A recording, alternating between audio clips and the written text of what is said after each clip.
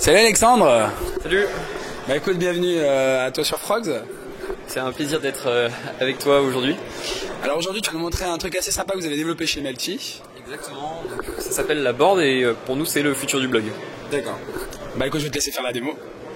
En fait, les gens peuvent se créer ce qu'on appelle une board, donc plusieurs boards comme celle-ci, et y rajouter leurs photos, leurs vidéos, leurs textes sur internet de manière complètement libre, avec cette possibilité de créer vraiment d'exposer leur univers et d'exposer une facette de leur personnalité sur le web. Quel type de contenu on peut poster exactement sur le board de Melty? Alors pour le moment on peut poster, alors c'est bien entendu comme on le voit très multimédia, donc pour le moment c'est fait pour poster donc des photos, des vidéos. On peut bien entendu rajouter du texte et on a aussi un système de billets qui marche un petit peu comme un blog.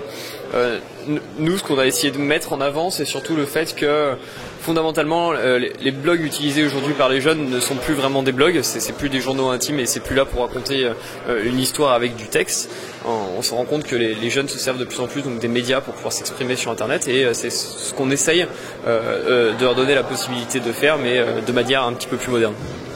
Donc tu peux nous faire une petite démo là sur donc tu peux manipuler les photos, les vidéos. Alors exactement, voilà, donc on peut s'amuser à manipuler donc les photos, on peut bien entendu manipuler et rajouter des vidéos, puis on peut s'amuser en fait un petit peu à redimensionner tous les contenus comme on le veut.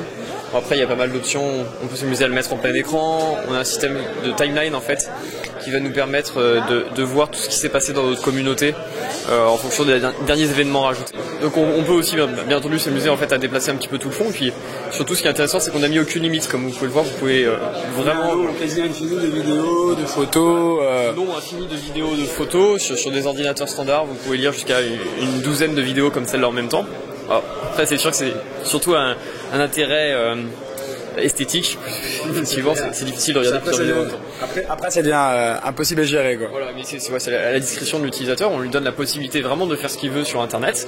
Après à lui de créer son univers, ses univers, de les proposer. Puis donc on voit surtout ce qui est intéressant vraiment, c'est que c'est juste un site internet dans un navigateur comme les autres. Et pareil, comme sur un site communautaire, tu peux commenter les photos, les supprimer directement. Comme dans tout site communautaire, voilà, on peut commenter les photos, on peut les supprimer, on peut commenter en fait l'ensemble de la board. Et bon, là on est en mode no logué, mais quand vous êtes vous-même membre de la communauté, vous pouvez donc rajouter les boards dans vos listes d'amis, vous pouvez discuter avec une mini messagerie avec vos amis directement à partir de la board.